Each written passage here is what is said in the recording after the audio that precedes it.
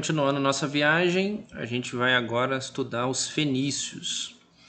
Então, a gente vai ver aí, naquela bolinha ali, ó, né, região que a gente considera hoje o Líbano, uma parte da Síria, né? Então, ali seriam os fenícios. Eles meio que não se conheciam, né, não se consideravam como fenícios, assim como cananeus, né? Esse nome fenícios vão ser dado pelos gregos. Então, a antiga Fenícia era uma estreita faixa de terra entre o leste do mar Mediterrâneo e a cordilheira do Líbano, ou seja, né, era uma região onde eles estavam presos entre uma cordilheira e o mar Mediterrâneo. Então, eles não tinham muito para onde crescer. Então, era uma região montanhosa repleta de reservas naturais de cedro.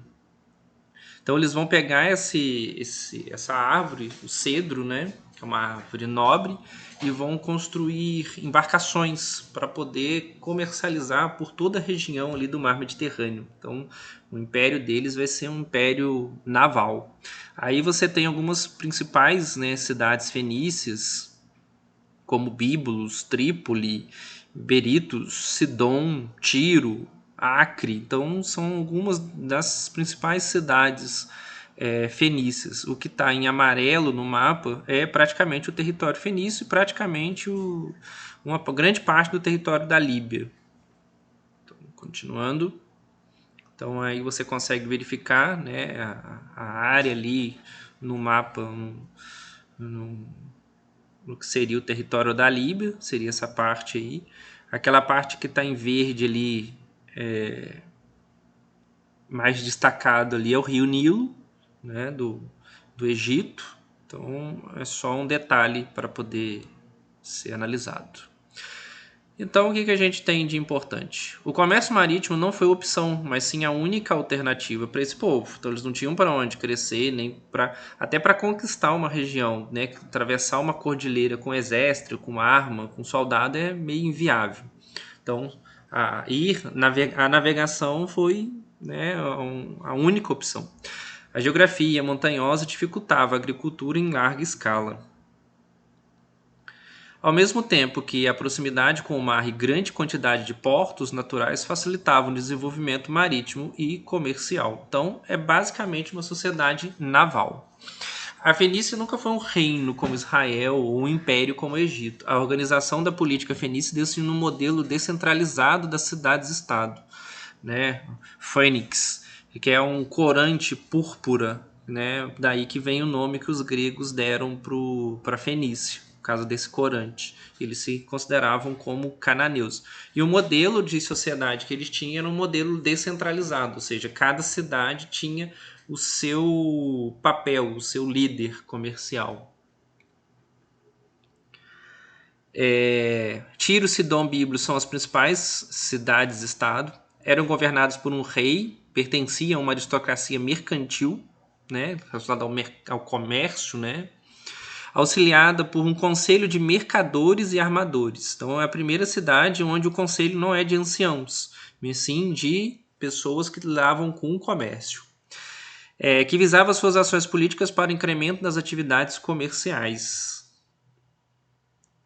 Esse modelo de governo é chamado de talassocracia, ou seja, né, é o governo dos mares, cidades portuárias e rivais, pois não tinham áreas agricultáveis, o uso do cedro para embarcações. Então, cada cidade tinha o seu governo e elas meio que rivalizavam, né? Quem tinha mais poderio, quem conseguia ditar a regra para as outras cidades. Na sociedade, na política, a gente vai ter uma sociedade estamental, né? No topo você vai ter a aristocracia, no corpo você vai ter os comerciantes, mais abaixo os camponeses e na base da pirâmide os escravos. Na economia, os fenícios dominavam o Mediterrâneo entre 1400 a.C.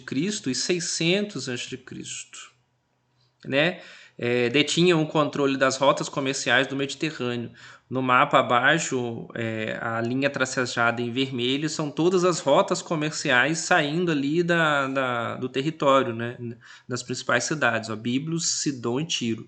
Então eles praticamente faziam comércio com quase toda essa base aqui no norte da África, pegando ali Carto, Cirene, até lá na ponta da Europa, ó, Gadir. Detinha o controle das rotas comerciais do Mediterrâneo, estabelecendo várias colônias de comércio.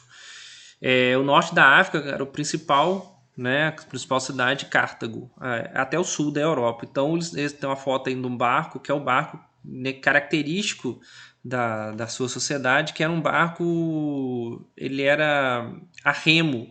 Além das velas, ele possuía remos. Então era um barco que não se detinha, né, por falta de vento para ser arrastado. Então ele era remado e isso dava uma certa autonomia para esse tipo de embarcação.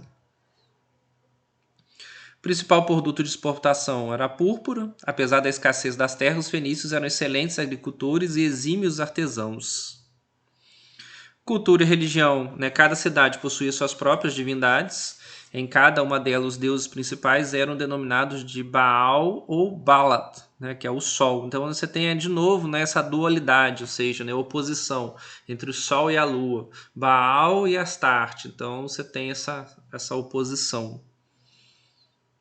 Eram politeístas e antropomórficas, né? Ou seja, os deuses tinham caras humanas. Executavam sacrifício humano, que era bastante comum, enquanto forma de agradar os deuses. Sendo um povo navegador, absorviam várias características culturais dos povos da região, destaque para a prática da mumificação que eles aprenderam com os egípcios. Eram exímios navegadores e construtores de navios, realizaram a circunnavegação da África em 2500 antes do Vasco da Gama. Então, o barco deles era um barco muito possante. Como legado, aperfeiçoaram a matemática, introduziram conhecimento na Europa de astronomia, medicina, geografia.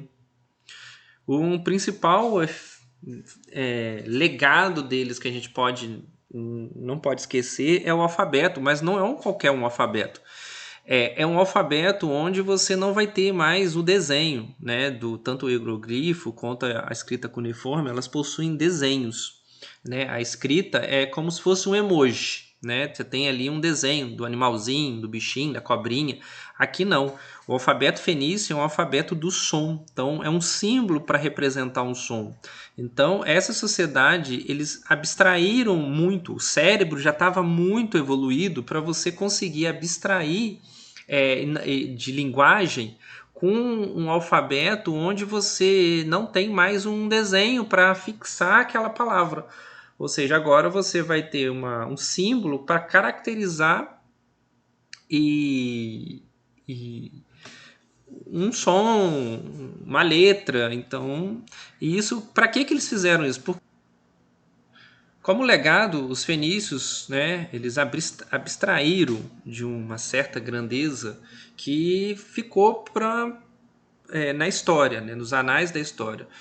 Quando eles criam um alfabeto onde não mais estão presos aos desenhos, né, tanto a escrita cuneiforme quanto o heliogrifo no Egito, os desenhos são figurinhas. Você vai ter lá o boizinho, a cobrinha. Então você tem lá como se fosse um emoji. Né? A língua era ainda arcaica.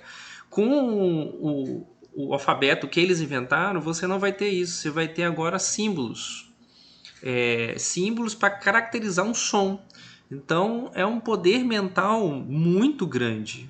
A humanidade com eles dá um salto de abstração, de mentalidade. Então eu considero esse o maior legado que eles deixaram. Então, para facilitar as transações comerciais, criaram um alfabeto com 22 letras. Né? Foi aprimorado pelos gregos e romanos com base de nosso atual alfabeto. Aí a gente tem uma ordem, né? Não se sabe porquê, né? Esses símbolos ficaram nessa ordem. Então, praticamente ditou, né, como seria a ordem do nosso alfabeto hoje. Então, é característica da ordem que eles usavam naquela época. Como decadência do Império, né, por habitarem uma região de passagem entre a África e a Ásia, a Europa, as cidades fenícias mantiveram trocas culturais intensas com diferentes povos. Mas por isso mesmo também tornaram-se presa fácil das grandes impérios da antiguidade, tanto Egito, Persa como o Império Macedônio. Em 64 a.C., o Império Romano conquistou as cidades fenícias.